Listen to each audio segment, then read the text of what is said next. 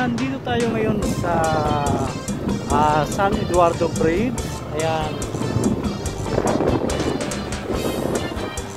At ito, babaybayin natin papuntang Canlabit or Barangay Nadakpan. Ayan, dito tayo. Kakaliwa tayo dito.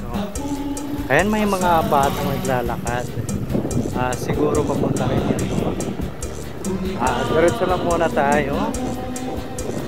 Hindi natin may sabay yung mga bata dahil marami. Ito po yung papasok doon sa Nadakpan. At yung bumaba na tayo dito sa yung maliit lang na bundok na inahon natin. Ito na po yung itsura papunta doon sa Nadakpan. At dati, ako, hirap po din ang lugar na to dahil kailangan mo pang sumakay ng bangka mula sa San Eduardo.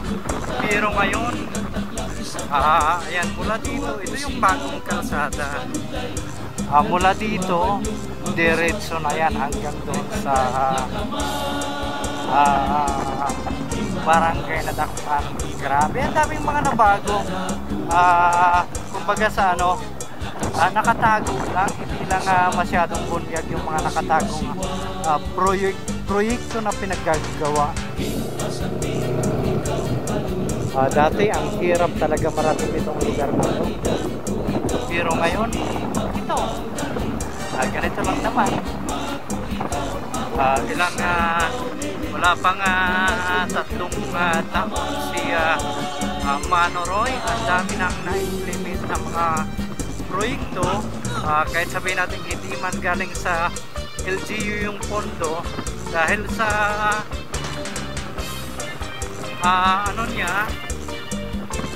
pamamaraan, ito mayroon ng mga ganitong daan.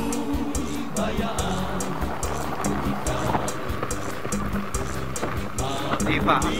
Ngayon maintindihan yung bakit mahal na mahal si Manoroy ng mga taga-oras, ng mga kapitan ng barangay. Dati ito napakahirap. Dito lang Lantawon Gandang su'y bayaan ko ikaw, bayaan ko ikaw, mauli ako kasama, mauli hasama, lugarin kung ikaw ilaw, baga sa hukuman ansama imula Lantawon. Simentado noon doon sa dating video ko, pero ito, ayan, may tulay. Ito yung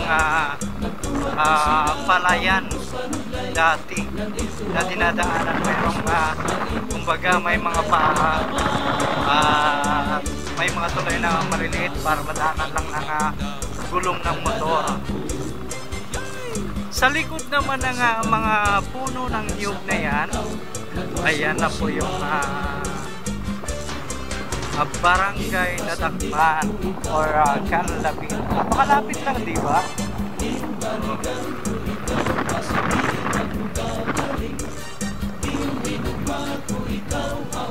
Pero dito hanggang dito lang muna dahil hindi pa pwede pasok yung mga sasakyan doon dahil wala pang tulay na papasok mismo doon sa barangay.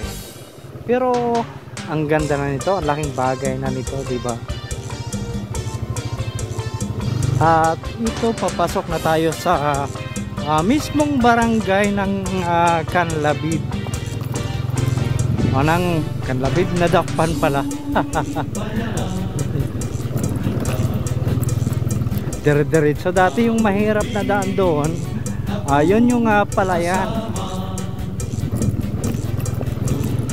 Pero ngayon ito, dire-diretso na tayo dito. O diba?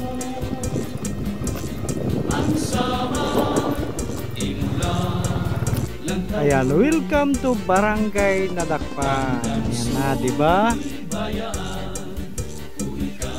At yan po yung pantalan dati na dinadaanan ng mga bangka papuntang San Eduardo.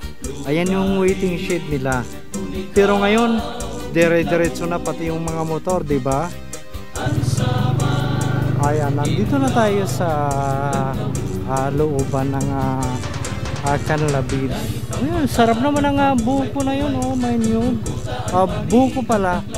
Ito naman yung gym nila.